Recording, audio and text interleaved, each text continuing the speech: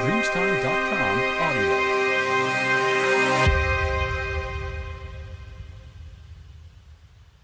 Congratulations on your rank.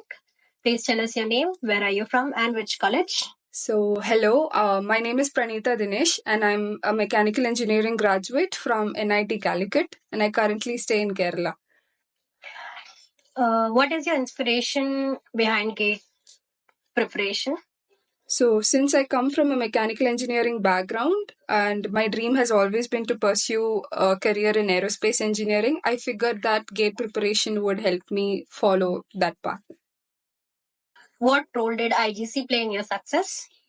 IGC's faculty are very knowledgeable and they've always answered any doubts or queries that we might have. And the classes are at a very convenient timing. And also, the test series are very notable because they were very good, and I used to systematically solve them, like all 12 of them, and continuously correct my mistakes. And they helped me a lot in the preparation.